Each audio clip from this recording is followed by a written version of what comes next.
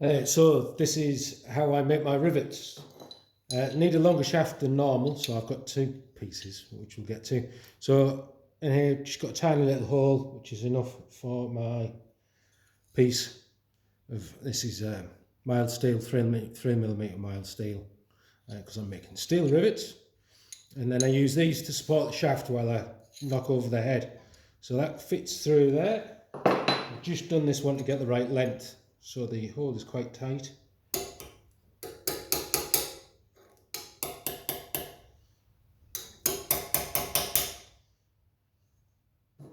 And then the other one goes on top.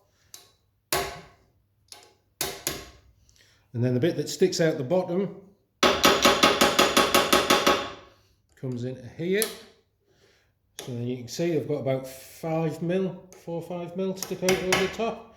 Taps in, goes in deeper, so it's only about 3 mil now. And then lots of little taps.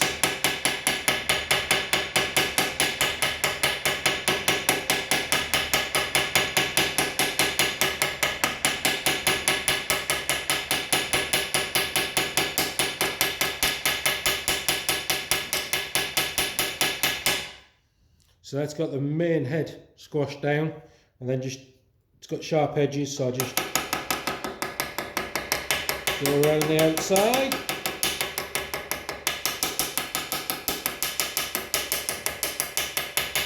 And then work my way in towards the middle.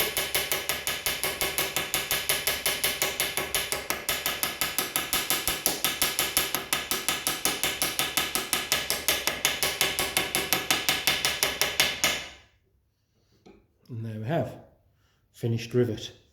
Couple of taps. Still a bit tight, so centre punch just to tap it through. There it comes out onto the floor.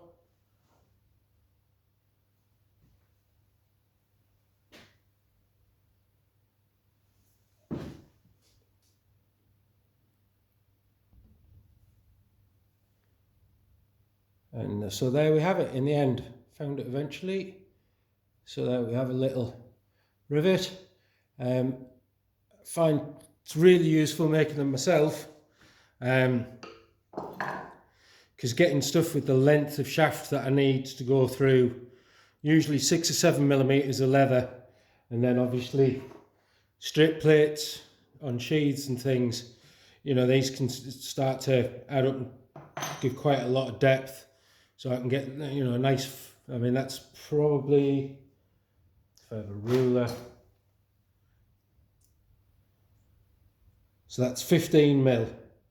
And I started cutting it at 3/4 of an inch. So it's lost about 2/16 of an inch. Perhaps a 3/16 of an inch into the head. But yeah, that's how I make a rivet. You can make little bits on the vise that clamps them in, which probably would be better. And perhaps if I had that, I wouldn't have to have something at the base to hold the base to stop it going in. You could just clamp wire into a hole that's down at the base, no bottom. Yay! It's been a long day. And then it just pop out much easier. But yeah, it works. It does the job I need to. Yeah, I don't like making rivets.